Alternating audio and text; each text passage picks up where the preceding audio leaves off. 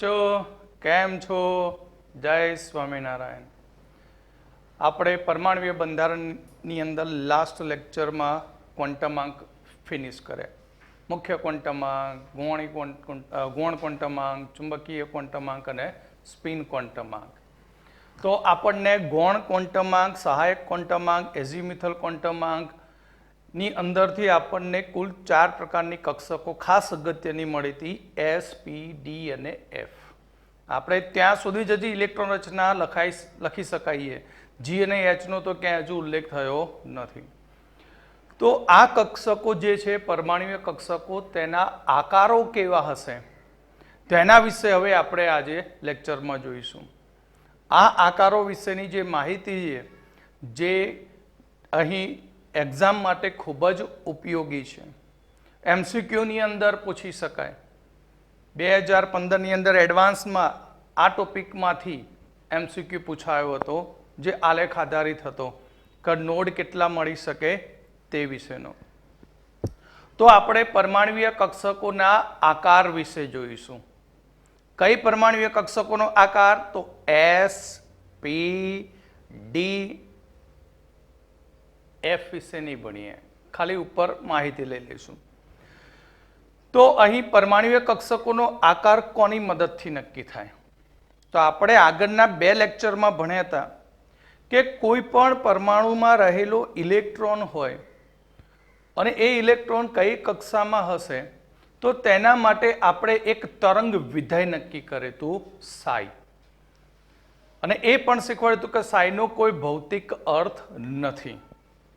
તો પરમાણુમાં રહેલા ઇલેક્ટ્રોન માટેનું કક્ષકીય તરંગ વિધેય સાઈ છે અને સાઈનો કોઈ ભૌતિક અર્થ નથી. અહીંયા કક્ષાઓ જુદી જુદી છે, n બરાબર 1, 2, 3, 4, 5, 6, 7. એ કોષ પણ જુદા, KLMN, OPQ પ્રકારના કોષ છે. તો દરેક કોષમાં જુદા જુદા પ્રકારની કક્ષકો હોય. તો આ જુદા જુદા પ્રકારની કક્ષકો માટેના તરંગ વિધેયો પણ જુદા જુદા હોય. તેમની અનુલક્ષીને ઉર્જા પણ જુદી જુદી હોય, તે પણ મેં શીખવાડ્યું. psi1, psi2, psi3 એની સાપેક્ષમાં E1, E2 ઉર્જા હોય. તો જુદી જુદી કક્ષકો માટે તેમના અનુરૂપ તરંગ વિધેય સાઈના મૂલ્યો પણ જુદા જુદા હોય. અને આ તરંગ વિધેયને આપણે આરના સંદર્ભમાં લઈશું. આર એટલે ત્રિજ્યા. તો આરના વિધેય તરીકે આપણે લઈ અને એના આલેખો દોરીએ જુદી જુદી કક્ષક માટે, તો આપણને જુદા જુદા આલેખ મળે. તો આપણે સૌથી પહેલા મેં તમને આગળ શીખવાડ્યું હતું કે સાઈ એ 3 ક્વોન્ટમાંક વિશે સમજૂતી આપે, મુખ્ય ક્વોન્ટમાંક, ગૌણ ક્વોન્ટમાંક અને ચુંબકીય ક્વોન્ટમાંક. ત્યારે મેં એ વખતે લખ્યું હતું કે સાઈ એન એલ એમ. તો 1s કક્ષક માટે લખવું હોય તો શું લખાય? Psi n l m l. N એટલે મુખ્ય ક્વોન્ટમાંક, જે કક્ષકની આગળ સંખ્યા હોય મુખ્ય ક્વોન્ટમાંક. અને ગયા લેક્ચરમાં શીખવાડ્યું એસ કક્ષક માટે એલ ની કિંમત 0, તો ml પણ 0. તો એને લખાઈશું સાઈ 1s, તો સાઈ 110 પણ લખી શકાય. એ જ પ્રમાણે 2s કક્ષક લઉં તો તેનો મુખ્ય ક્વોન્ટમાંક n બરાબર 2 થાય અને s કક્ષક હોવાથી l 0 થાય અને m પણ 0 થાય. માટે 2s માટે લખવું હોય તો psi 200. રિવર્સ પણ પૂછી શકે, psi 220 એટલે કયા પ્રકારની કક્ષક? તો psi 200 એટલે કે 2s પ્રકારની કક્ષક કહેવાય. તો હવે આપણે કક્ષકોના આકાર વિશે ભણવું છે. એમાં ફર્સ્ટ કક્ષક લઈશું આપણે એસ કક્ષક. આ માટે આપણે સાઈ વિરુદ્ધ અહીં આર કેન્દ્રથી અંતરનો આલેખ દોરીએ છીએ. તો ફર્સ્ટ આલેખ 1s કક્ષક માટે છે.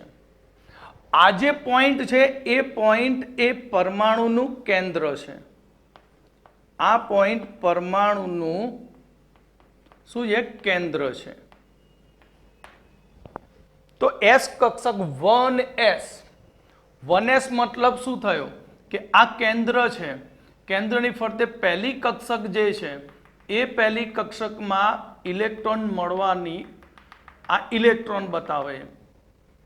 તો પહેલી કક્ષકમાં કેન્દ્રની નજીક ઇલેક્ટ્રોનની સંખ્યા વધુ હોય, ગીચતા ડેન્સિટી વધુ હોય, એટલે કેન્દ્રની ઉપર અહીંયા આપણે જોઈએ તો સાયરનું મૂલ્ય મેક્સિમમ થાય છે. પછી જેમ જેમ આપણે અંતર વધતું જશે r, તેમ તેમ એનો આલેખ આ રીતે નીચેની તરફ આવશે અને તેનું મૂલ્ય કેન્દ્રથી આગળ જઈએ તેમ શું થાય, ઘટતું જાય. એટલે સાયરનું મૂલ્ય શું થશે, ઘટતું જાય છે. અને આ આલેખ એક્સ અક્ષને છેદે નહીં, એ એક્સ અક્ષને પેરેલલ જાય સીધો ને સીધો આ રીતે. તો આ 1s કક્ષક માટે સાયર વિરુદ્ધ r નો આલેખ છે. એ જ પ્રમાણે 2s કક્ષક માટે દોરીએ તો સૌથી પહેલી કક્ષક તો કઈ હશે, તો સૌથી પહેલી કક્ષક હોય 1s. તો 1s માટે આપણે જોયું તો આ કેન્દ્ર છે. શરૂઆતમાં કેન્દ્ર તરફ ઇલેક્ટ્રોનની સંભાવના કેવી છે, વધુ છે. પછી જેમ જેમ r વધતું જશે, r નેનોમીટરમાં વધતો જશે, તેમ તેમ ઇલેક્ટ્રોનની સંભાવના શું થાય, ઘટતી જાય. તો 2s કક્ષક માટે શરૂઆતમાં અહીં આલેખ આ ભાગ ઉપર છેદે છે, બરાબર, અને ત્યાર પછી આલેખ એ નીચેની તરફ જઈ અને પછી ધીમે ધીમે ધીમે વધતો જાય છે. એટલે ઉપર પોઝિટિવ બતાવે, નીચે નેગેટિવ બતાવે. એટલે અહીંયા આપણને જ્યાં છેદે ત્યાં ઇલેક્ટ્રોન કેવો થઈ જાય, શૂન્ય થઈ જાય. ઇલેક્ટ્રોનની શક્યતા કેવી થઈ જાય, 0 થાય. પણ હવે આ આલેખ આપણે એટલા અગત્યના નથી. આપણા માટે અગત્યનો છે સાઈ સ્ક્વેર. સાઈ સ્ક્વેર એટલે ઇલેક્ટ્રોન મળવાની સંભાવના. તો સાઈ સ્ક્વેર એટલે ઇલેક્ટ્રોન મળવાની સંભાવના સૂચવે. તો 1s કક્ષક માટે સાઈ સ્ક્વેર વિરુદ્ધ r નો આલેખ દોરીએ. r એટલે કે ઇલેક્ટ્રોનનું કેન્દ્રથી અંતર છે અને આ ભાગ એ ઇલેક્ટ્રોન મળવાની સંભાવના સૂચવે છે. તો શરૂઆતમાં 1s કક્ષકમાં કેન્દ્રની નજીક હોય તો તેની સંભાવના ખૂબ જ વધુ છે. કેન્દ્રની નજીક હોય તો સંભાવના કેવી બતાવે, વધારે.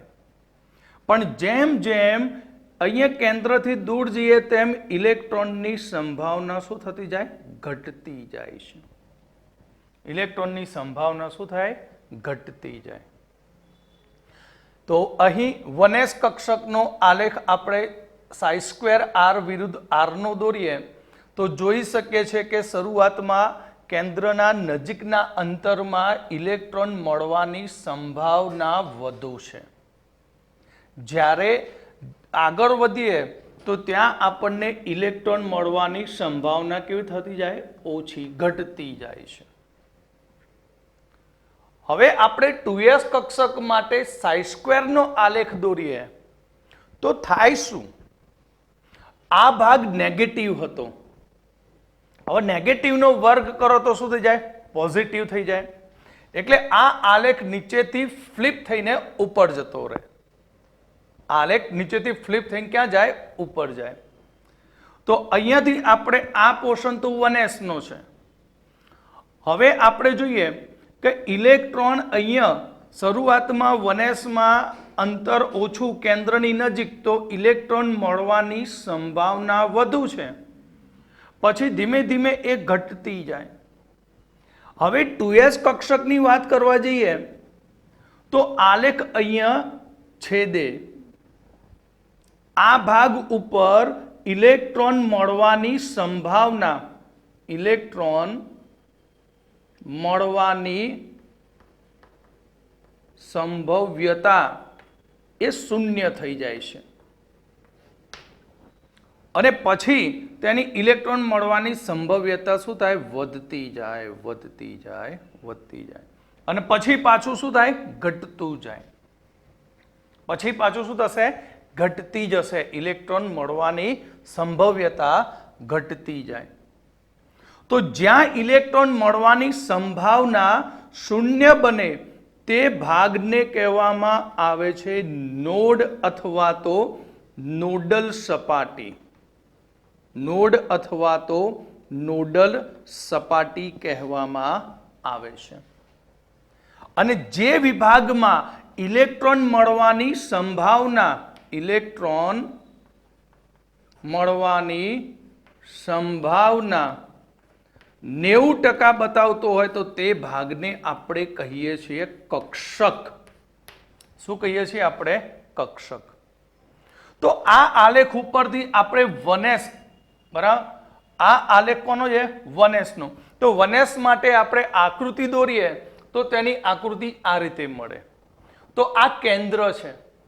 તો કેન્દ્રથી આપણે નજીકના ભાગમાં કોઈ નાનો એવો ભાગ લઈએ તો આટલો ભાગ લઈએ તો તેમાં તમે જો ડેન્સિટી ડોટેડ લાઈન કેવી છે? વધારે છે. અને પછી જેમ દૂર જતા જઈએ તેમ ડોટેડ લાઈન કેવી થાય? ઓછી થાય.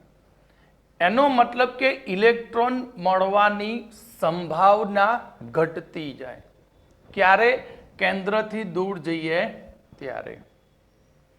હવે 2s કક્ષક માટે આકાર જોવા જઈએ તો આલેખ પરથી સમજીએ તો પહેલી તો 1s કક્ષક છે. 1s કક્ષક આવે પછી અહીંયા આ આલેખ અહીંયા છેદી જાય, અહીંયા 0 ટચ કરે, ત્યાં આપણને ઇલેક્ટ્રોનની સંભાવના કેવી થઈ જાય? 0 થાય. તો આ જે સરફેસ બની 1s અને 2s વચ્ચે એને કહેવાય નોડલ સપાટી અથવા તો નોડ કહેવામાં આવે છે. તો અહીંયા પણ એવું થાય કે અહીંયા આ જે ડોટેડ વાળો ભાગ છે શરૂઆતમાં એકદમ ડાર્ક હોય, પછી આમ પાછળ તરફ જઈએ તો આ ડોટેડ લાઈન કેવી થઈ જાય? આછી થતી જાય. એટલે હવે 2s કેન્દ્રથી દૂર જતું જશે તેમ તેમ ઇલેક્ટ્રોનની સંભવ્યતા કેવી થતી જાય? ઘટતી જાય. ઓકે, તો આ બંને આકાર ઉપરથી આપણે કહી શકીએ કે s કક્ષક અને 2s કક્ષક એ કયો આકાર ધરાવે? તો 1s કક્ષક અને 2s કક્ષક જે ગોળાકાર છે, તો આવી તો ns કક્ષકો હોય. આપણે ગયા લેક્ચરમાં શીખવ્યું હતું કે n બરાબર 1 માં 1s હોય, n બરાબર 2 માં 2s ને 2p હોય, n બરાબર 3 માં 3s 3p, n બરાબર 4 માં 4s. એટલે દરેક કોષમાં એક s કક્ષક તો હોય જ. દરેક કોષમાં n બરાબર 1 થી સ્ટાર્ટ કરીને n બરાબર 7 સુધી જાઓ તો દરેકમાં એક 1s કક્ષક તો હોય જ. માટે કહી શકાય કે બધી જ ns કક્ષકો એ સમમિતીય ગોળાકાર છે. કેવી છે? બધી ગોળાકાર છે. ક્લિયર?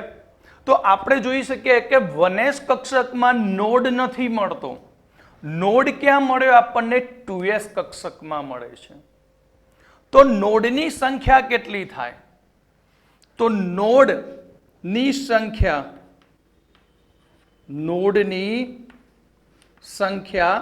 n-1 થાય.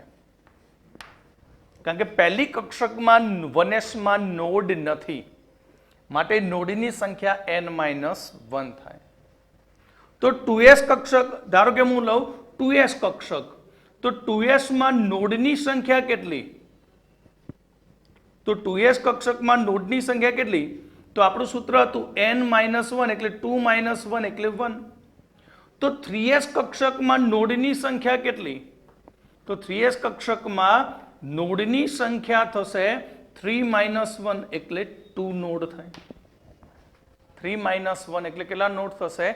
2 નોડ થાય. ઓકે, તો આપણે 3s કક્ષક માટે આલેખ બનાવવા જઈએ તો શું થશે? બરાબર, આ 2s કક્ષકનો છે, બરાબર. હવે એમાં એક્સટેન્ડ કરું છું. તો 3s કક્ષક માટે આલેખ બનાવું તો અહીંયા આ આલેખ 2s નો અહીંયાથી આમ ઘટતો જશે, પછી અહીંયા છેદ છે,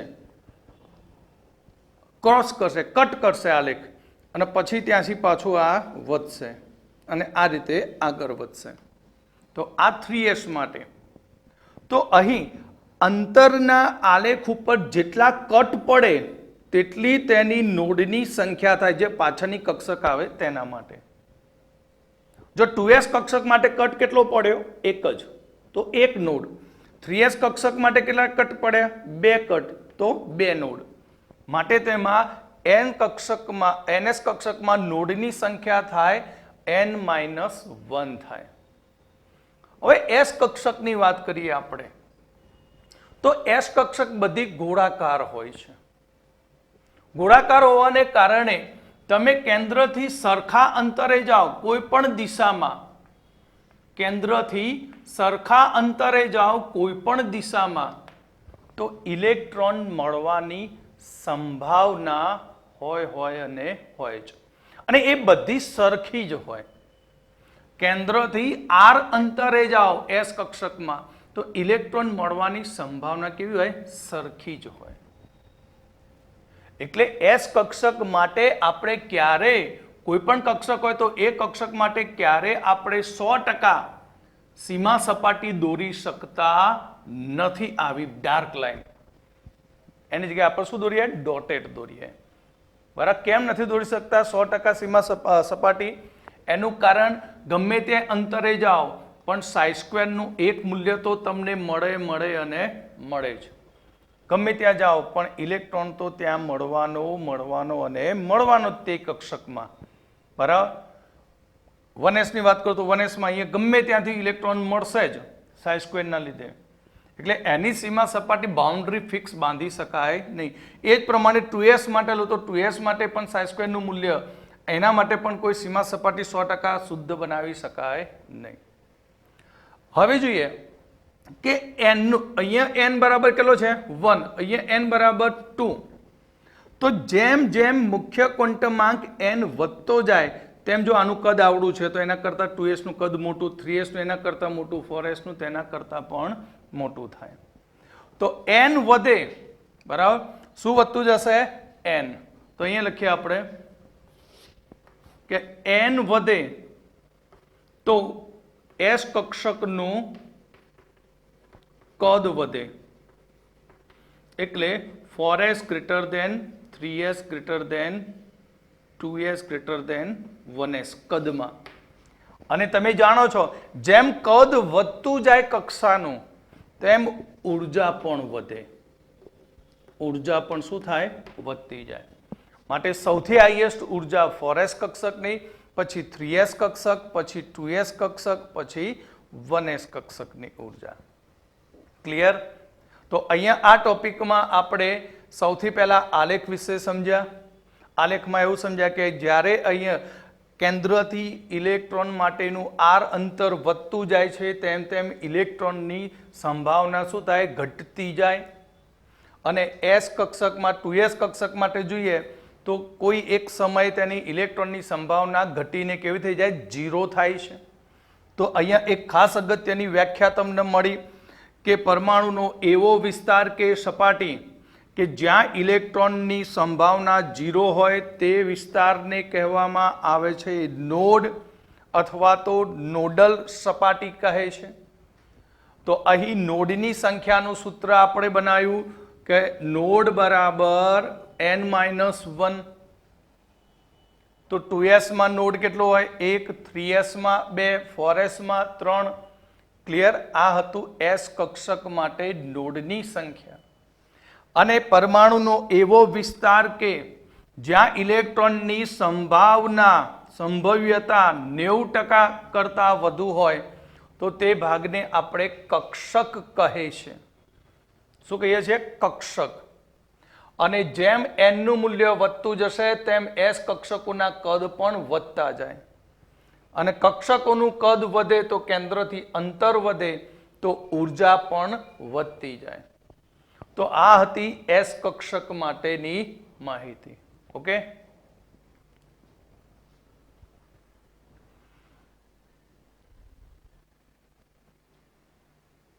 હવે આપણે પી કક્ષકના આકાર વિશે જોઈશું. તો પી કક્ષક માટે એલ ની કિંમત કેટલી હોય? જો એસ, પી, ડી અને એફ જે કક્ષકો છે એ ગૌણ ક્વોન્ટમાંક પરથી નક્કી થાય. તો એસ માટે તો એલ 0 હતો ને, પી માટે એલ કેટલો? 1. તો પી કક્ષક માટે એલ 1 છે.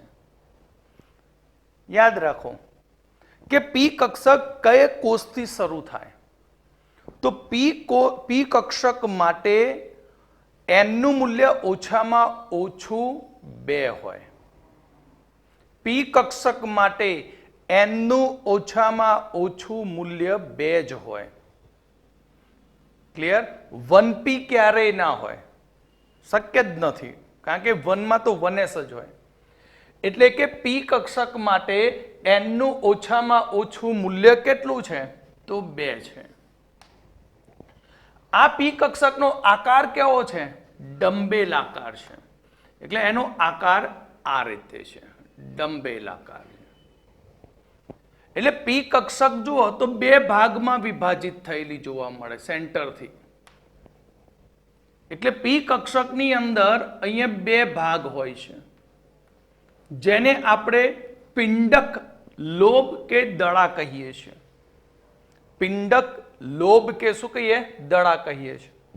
જે કેન્દ્રમાંથી પસાર થતા સમતલની બંને બાજુ લોબ ગોઠવાયેલા ઉપર અને નીચે. જે કેન્દ્રમાંથી પસાર થતું સમતલ હોય તેની ઉપર અને નીચે હોય. હવે જો 2 લોબ ભેગા થયા તો ત્યાં ઇલેક્ટ્રોનની સંભાવના 0 થાય. ઇલેક્ટ્રોન કેવો થઈ જાય? 0 થાય. એટલે સમતલ પર ઇલેક્ટ્રોન મળવાની સંભાવના 0. કારણ કે આ જે દડાવાળા ભાગ છે ને, લોબ છે ને, લોબ, આ લોબની અંદર જ લોબ છે. લોબની અંદર જ ઇલેક્ટ્રોન મળવાનો આપણો લોબ છે. એટલે આ ભાગમાં જ ઇલેક્ટ્રોન મળે. અહીંયા ઇલેક્ટ્રોન કેવો થઈ જાય? 0 થાય. તો આ પિંડકો જે છે એ પિંડકોને આપણે 3 અક્ષો ઉપર ગોઠવી શકીએ. જો પિંડક x અક્ષ ઉપર ગોઠવાય, આ કેન્દ્ર છે, આ શું છે? કેન્દ્ર ભાઈઓ. આ કેન્દ્ર છે, તો કેન્દ્ર ઉપર x અક્ષ ઉપર 2 પિંડકો ગોઠવાયા કે જ્યાં આ રીતે ઇલેક્ટ્રોન મળવાની આ શું બતાવે? સંભાવના. એટલે કેન્દ્ર ઉપર તો શરૂઆતમાં 0 છે, પછી 0 થી આગળ વધે તેમ ઇલેક્ટ્રોનની સંભાવના શું થતી જાય? વધતી જાય, અને પછી પાછી શું થાય? ઘટી જાય. ક્લિયર? તો આ કક્ષકને કહેવામાં આવે છે px કક્ષક. આ કક્ષકને શું કહીશું આપણે? px કક્ષક. કઈ અક્ષોનો સમાવેશ નથી થયો? y અને z. તો MCQ માટે મોસ્ટ IMP શબ્દ યાદ રાખજો. કોઈ પણ px કક્ષક હોય તો નોડલ સમતલ કયું બને? તો પહેલું નોડ એટલે શું એ તો ખબર છે કે ઇલેક્ટ્રોનની સંભાવના 0 છે. તો આ તો આપણું કયા સમતલ ઉપર છે? x અક્ષ સમતલમાં છે. તો x અક્ષ સમતલમાં તો ઇલેક્ટ્રોન આપણને મળવાનું અને મળવાનું જ. તો ક્યાં નહીં મળે? તો આપણને MCQ માટે મોસ્ટ IMP શબ્દ એ કે અહીં px કક્ષકમાં ક્યાં નોડલ સમતલ મળશે? તો YZ સમતલ. YZ એ શું બની જાય? નોડલ સમતલ, કે જ્યાં ઇલેક્ટ્રોનની સંભાવના 0 હોય. એ જ પ્રમાણે જો લોબ આપણા y અક્ષ ઉપર ગોઠવાય તો y અક્ષ પર ગોઠવાય તો તેને કહીશું આપણે py કક્ષક. તેને કઈ કક્ષક કહીશું? py કક્ષક. આ ઇલેક્ટ્રોનની સંભાવના કયા સમતલમાં છે? તો આપણે કહીએ તો y સમતલમાં છે. તો કયા સમતલ ઉપર લોબ નથી? x અને z. તો py ની અંદર અહીંયા xz એ નોડલ સમતલ બનશે. xz એ નોડલ સમતલ બનશે. હવે y ની વાત, z ની વાત કરતો z ઉપર લોબ ગોઠવાય તો આ ઇલેક્ટ્રોનની સંભાવના, તો આ z નું સમતલ. તો આ કક્ષકને કહીશું આપણે pz કક્ષક. આ કક્ષકને આપણે શું કહીશું? pz કક્ષક. તો pz માટે નોડલ સમતલ કયું? તો કયા 2 સમતલ નથી? x અને y. તો xy એ નોડલ સમતલ બને. શું બનશે? XY એ નોડલ સમતલ બનતું હોય છે. ક્લિયર? તમને આમાં સમજણ પડી ગઈ? સમતલ નોડલ ક્યાં હોય? જે કક્ષકો અક્ષો હાજર ના હોય એ સમતલ ઉપર આપણને ઇલેક્ટ્રોન મળે નહીં. તો એક જ કોષ માટેની આ ત્રણે ત્રણ પી કક્ષકોના આકાર સરખા હોય. એક જ કોષ માટેની વાત કરું, ધારો કે હું લઈ લઉં કે અહીંયા આ બધા 2p છે. આ કયા છે? 2p, કે 2px 2py અને 2pz છે. તો બધાનો કોષ કયો મુખ્ય? n બરાબર 2 2 2. તો આ 2p ની ત્રણ પેટા કક્ષકો px py અને pz ત્રણેયનો આકાર સરખો, તેમની ઉર્જા સમાન અને તેના કદ પણ સમાન હોય. આ તો આપણે દોર્યું છે એટલે નાનું મોટું થયું, પણ ત્રણેયના કદ પણ કેવા હોય? સરખા જ. કેમ? કારણ કે n બરાબર 2 માં ગોઠવાયેલી છે. ઓકે, સમજણ પડી? તો આવી કક્ષકોને કહેવાય ડીજનરેટ કક્ષકો, સમશક્તિક કક્ષકો. યાદ રાખજો, કયો શબ્દ વાપરું છું? એક જ કોષમાં રહેલી પેટા કક્ષકો જે સમાન ઉર્જા, આકાર અને કદ ધરાવે તેને કહેવાય ડીજનરેટ કક્ષકો. એટલે એમને આપણે લખવું હોય તો આ રીતે લખી શકીએ કે 2px બરાબર 2py બરાબર 2pz. આને ડીજનરેટ કક્ષકો કહેવાય. ઓકે, ક્લિયર આટલા સુધી? તો અહીં આપણે એવું કહ્યું કે અહીંયા આપણને નોડલ સમતલ મળ્યું. તો આનો આલેખ દોરવા જઈએ તો ઇલેક્ટ્રોન ડેન્સિટી માટેનો ચોપડીમાં નથી આપ્યો, પણ સમજી લેજો કે આપણે સાઈ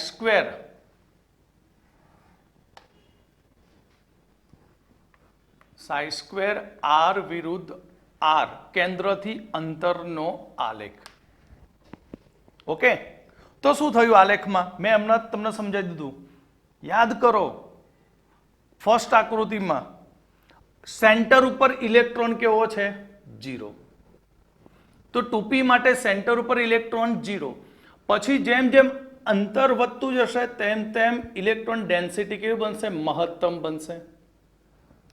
અને મહત્તમ બન્યા પછી તેની ડેન્સિટીમાં શું થતો જાય? ઘટાડો થતો જાય. આ રીતે.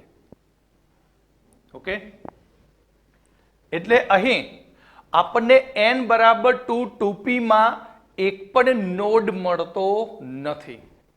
કેમ? કારણ કે આ અંતરની રેખા ઉપર તે ક્યાંય છેદતો નથી. તો આ કોના માટે દોરે? તો આલેખ 2p માટે.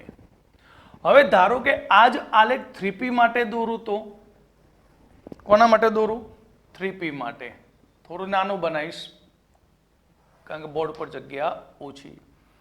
Sai square r r n એમ.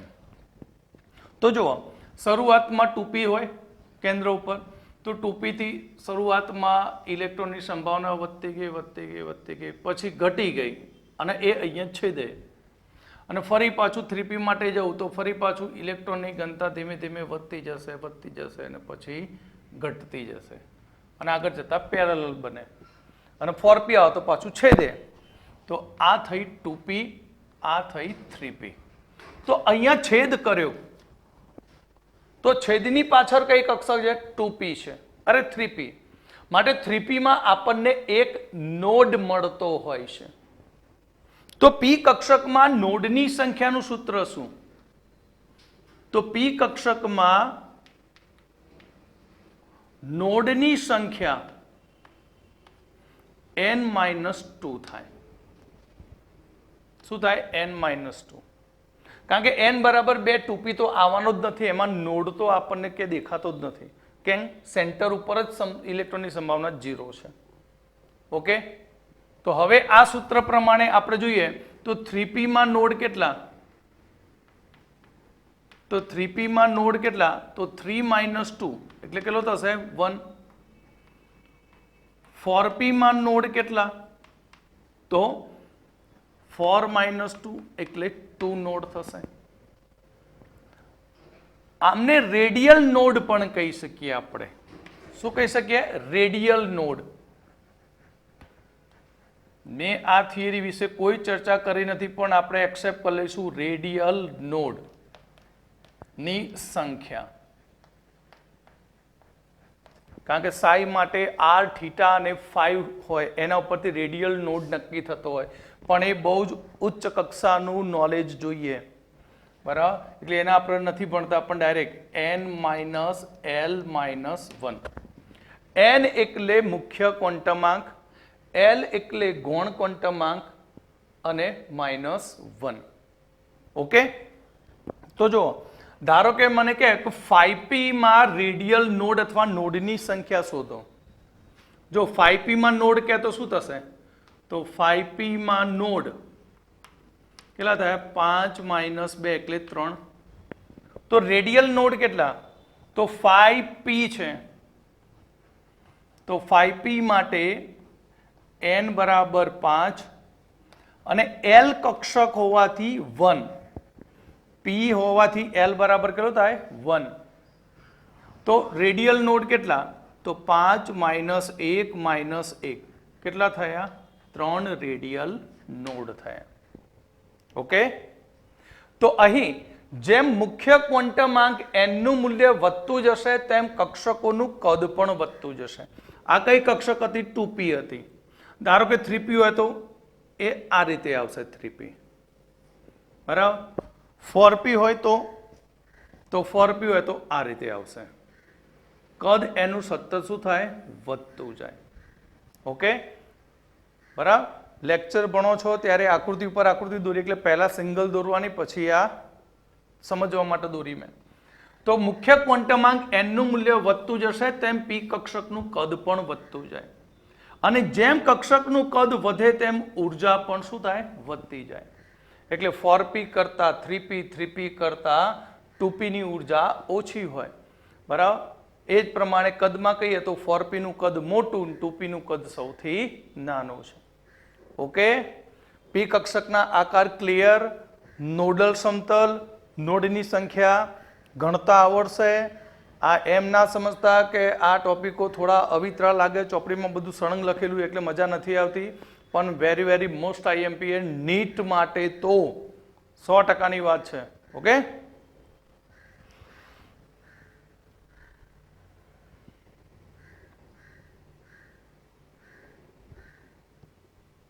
ચલો હવે આપણે ડી કક્ષકનો આકાર જોઈશું. ડી કક્ષક ક્યારે હોય? જ્યારે l બરાબર 2 હોય ત્યારે. ડી કક્ષક એ આપણને કયા કોષમાં મળે? તો ડી કક્ષક માટે n નું ઓછામાં ઓછું મૂલ્ય 3 જ હોય. બરાબર? આનો મતલબ કે 1D 2D શક્ય નથી. કોણ શક્ય નથી? 1D 2D શક્ય નથી. એટલે ડી કક્ષક 3D થી જ શરૂ થાય. ડી કક્ષકનો આકાર ડબલ ડમ્બેલ આકાર છે. એટલે આ એક ડમ્બેલ અને બીજું એક આ ડમ્બેલ. ડબલ ડમ્બેલ આકાર ધરાવે. ડી કક્ષક માટે l બરાબર 2 હોવાથી તેના ml ના 5 મૂલ્યો મળે. જે આગળ શીખી ગયા આપણે ચુંબકીય ક્વોન્ટમાંકમાં. l બરાબર 2 તો -2, -1, 0, +1 અને +2. એટલે કે અહીં આ બે ડમ્બેલો જે છે એ આપણી 3 અક્ષો છે. કઈ 3 અક્ષો? x, y અને z. તો x, y અને z ઉપર આપણે ડમ્બેલ ગોઠવવાના. તો આપણે 2 ડમ્બેલ ગોઠવી શકીએ કોઈ પણ 2 અક્ષ ઉપર. તો તેના આધારે ડી ના કુલ 5 પેટા પ્રકાર પડે. કેટલા પેટા પ્રકાર પડશે? 5. dxy, dyz, dzx, dx2y2 અને dz2. એક જ કોષમાં રહેલી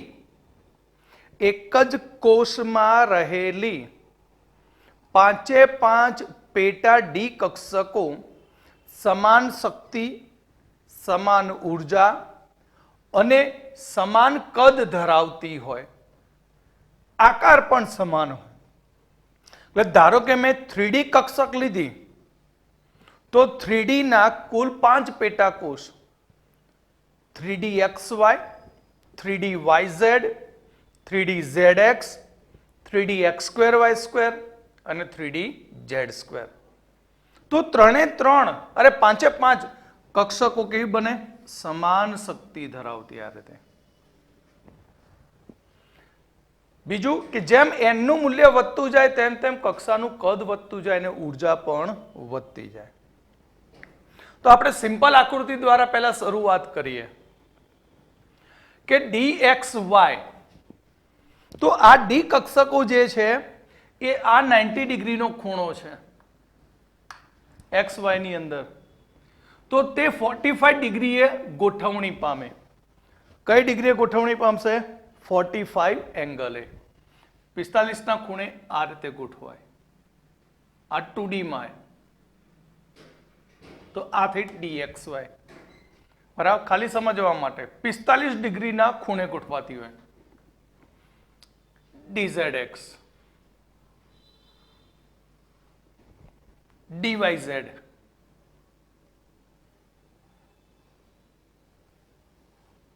જ્યારે dx2 y2 એ આ રીતે ગોઠવાય.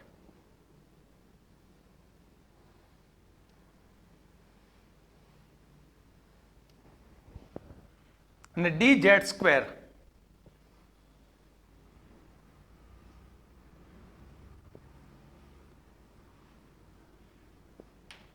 આ રીતે z અક્ષ ઉપર એની ગોઠવણી થાય બંને ડમ્બેલની.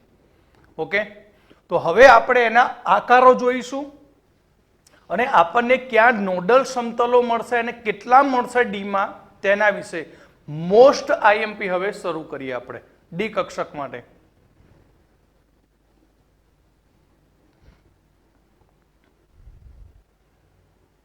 તો આપણે ડી કક્ષકોના આકાર કેવી રીતે બનાવવાના તે જુઓ. આપણા જોડે આ રીતે ત્રણ અક્ષો છે. આ x, y અને આ z છે. ઓકે, આ કઈ કક્ષક છે? z. તો હું પહેલી dxy લઉં છું.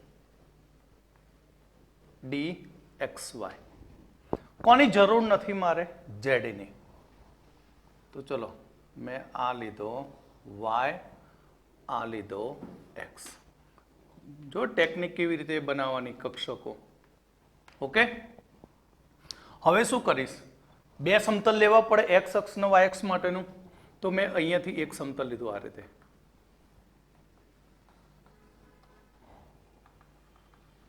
આછી લાઈન બનાવવાની. બરાબર, બીજું y ની સમાંતર સમતલ લીધું. આ x નું હતું અને આ y નું. થઈ ગયું? તો હવે આ ચાર ચોખંડાની અંદર આ ચંડાલ ચોકડીમાં આપણે વચ્ચોવચ ડંબેલો દોડી દેવાના.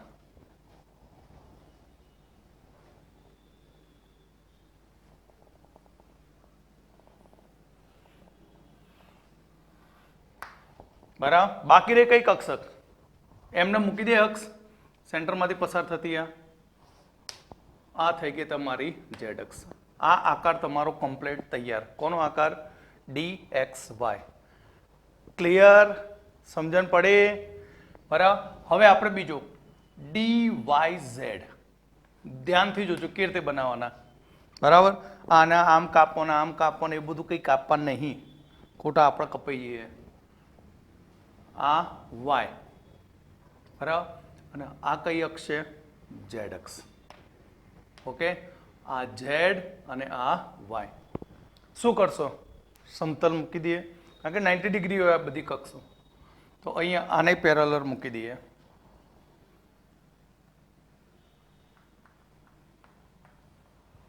આ z સમતલ. બરાબર, હવે આ કયું સમતલ? y સમતલ. આ બાજુથી પણ આ y સમતલ મૂકી દીધો. કમ્પ્લીટ. હવે જે ચાર ચોખંડા દેખાયા એ ચોખંડામાં પિંડકો ભરાઈ દો. આ ભરાઈ દીધો. વચ્ચોવચ્ચ લેવાના આપણે પિંડકાર તે. અરે લંબુ તો તૂર થઈ ગયું.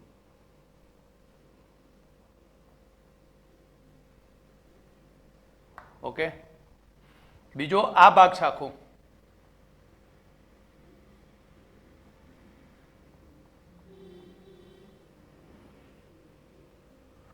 થઈ ગયો. વચ્ચો વચ્ચ આવા જો ચોરસમાં આપણે બનાય એમાં, કયા ચોરસમાં? આર્ય જે બન્યું ને એમાં, એને 4 ભાગ પાડી દેવાના. અને વચ્ચેથી આપણે કઈ અક્ષ હતી? આ હતી આપણી એક્સ અક્ષ. થઈ ગયો આકાર ડીવાય ઝેડ. હવે ડીઝેડ એક્સ,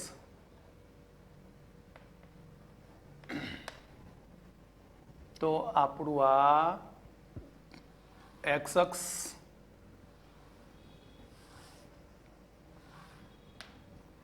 અને આ વચ્ચેથી ઝેડ અક્ષ, આ એક્સ અને આ ઝેડ. તો સૌથી પહેલું કામ આપણે શું કરીએ? ચલો બનાવી દઈએ આની સમાંતર. આ કયું સમતલ? એક્સ સમતલ. તમારી સાઈઝ જે રીતે બુકની ચોપડામાં તો શું બબે લાઈન ઉપર નીચે મૂકી શકો તમે, આપણો એ લાઈન નહીં કરી શકતા, બરાબર. હવે ઝેડને સમાંતર મૂકી દો. કોને સમાંતર? ઝેડને.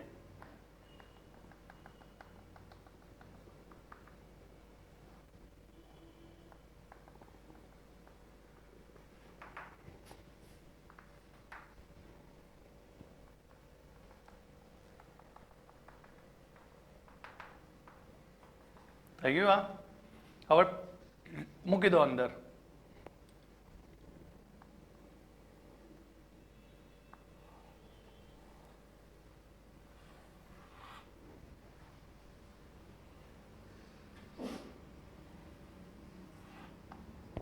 બરાબર. અને હવે આની અંદરથી આપણે મૂકી દઈએ કઈ? વાય અક્ષ. તો આ થઈ આપણું કઈ? D y z. કઈ કક્ષક? ડી વાય ઝેડ કક્ષક થઈ. સાવ સહેલું, એ પ્રેક્ટિસ કરશો આવડી જશે.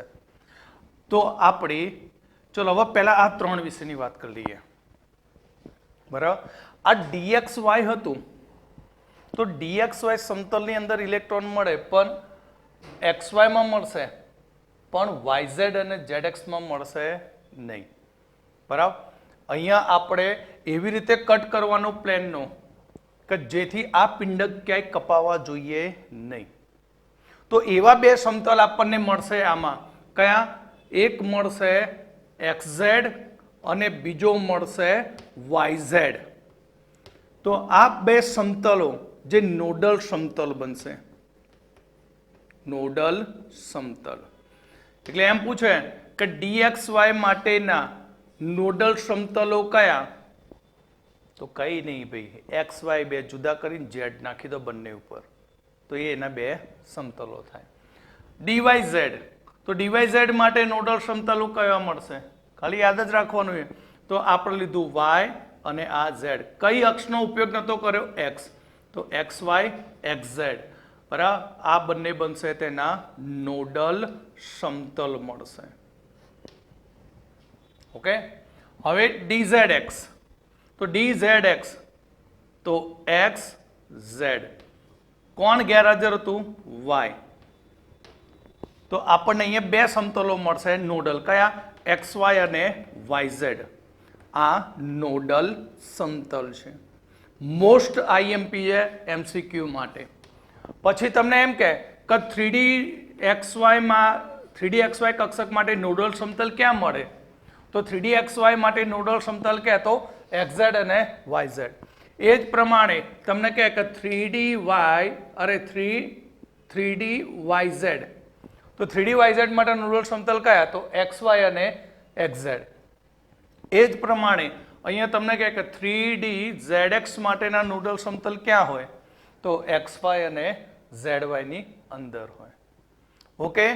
આકાર બનાવતા તમને આવડી જશે. અરે 2 સૌથી પહેલી જે અક્ષો લેવાની હોય એ જ લેવાની 2. બરાબર. અને પછી એને સમાંતર સમતલો મૂકી અને પછી કટ મારીને વચ્ચે ચોરસ બને એમાં મૂકી દો મિડલમાં.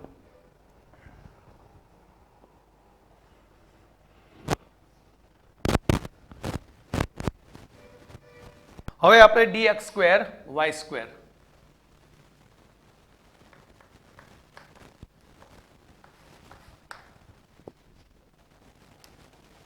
તો dx²y², તો આ x અને આ y. તો x અને y ની અંદર જોઈએ તો y અક્ષ ઉપર ડમ્બેલ હોય અને x અક્ષ ઉપર પૂરેપૂરા સમતલની અંદર હોય. ઓકે, તો હવે આની અંદરથી z પસાર કરું તો z અક્ષ આ બંનેમાંથી 4 પિંડકમાંથી એક પણ પિંડકને કટ કરશે નહીં. એક પણ પિંડકને આ કટ કરી શકતો નથી. એટલે આ રીતે કરીએ કે આ રીતે. એટલે આની અંદર આપણને બે નોડલ સમતલ મળશે, બે નોડલ સમતલ મળે. ક્લિયર? હવે આપણે છેલ્લું dz². ચલો હું અહીંયા અક્ષ મારી રીતે લઈ લઉં. આ x y અને આ z ગણી લીધી મેં, ધારો કે. તો અહીંયા આ એક ઓકે ડમ્બેલ આકાર અને બીજો કે આ ડમ્બેલ એ કેન્દ્ર ઉપર કેન્દ્રિત થયેલું છે. હવે હું આને ગમે તે બાજુથી કટ કરીશ તો ગમે ત્યાંથી એક પિંડ આ પિંડક વચ્ચેના ભાગે શું થાય? કટ થાય અને થાય જ. એટલે dz² ની અંદર યાદ રાખજો નોડલ સમતલ 0 છે. dz² માં નોડલ સમતલ કેટલા છે? 0 છે. બાકી બધામાં બબે નોડલ સમતલો હોય. ઓકે, પેલામાં પર્ટિક્યુલર સ્પેશિયલ કઈ સમતલમાં છે તે વિશે જોયું. ઓકે, તો આ તો આપણું dz². તો હવે આપણે ડી કક્ષકના નોડ શોધતા શીખીએ. શું શીખીએ? નોડ. તો રેડિયલ નોડ પરથી જ શીખીશું. રેડિયલ નોડ ની સંખ્યા સૂત્ર હતું n-l-1. n એટલે મુખ્ય ક્વોન્ટમ આંક, l એટલે ગૌણ ક્વોન્ટમ આંક. ધારો કે એમ પૂછે કે 3D માં રેડિયલ નોડ કેટલા? કઈ કક્ષક? 3D કક્ષક. તો 3D કક્ષક માટે તમે જુઓ n બરાબર 3 છે અને ડી કક્ષક હોવાથી કોણીય વેગમાન ક્વોન્ટમ આંક કેટલો થાય? 2. માટે આના રેડિયલ નોડ કેટલા? તો રેડિયલ નોડની સંખ્યા કેટલી થશે? 3 - 2 - 1 એટલે 0. 3D માટે રેડિયલ નોડ કેટલો છે? 0. 4D માટે રેડિયલ નોડ, તો 4D કક્ષક માટે n બરાબર 4 અને l બરાબર 2. તો રેડિયલ નોડ ની સંખ્યા કેટલી થશે? 4 - 2 - 1 એટલે કે 1 રેડિયલ નોડ બને. તો આનો આલેખ પણ કોના જેવો બને? 2p અને 3p ના જેવો જ મળે. ઓકે, યાદ રાખજો.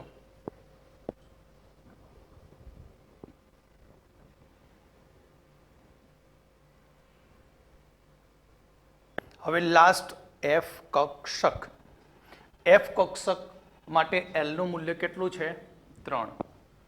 તો એનો મુખ્ય ક્વોન્ટમ આંક ઓછામાં ઓછો કેટલો થઈ જાય? 4. કારણ કે આપણા જોડે સૂત્ર હતું n-1 l = એટલે n બરાબર 4. f કક્ષકનો આકાર અનિયમિત ટ્રિપલ ડમ્બેલ આકાર છે. એટલે આના વિશે આપણે બહુ ખાસ ડીપમાં જવાનું નથી.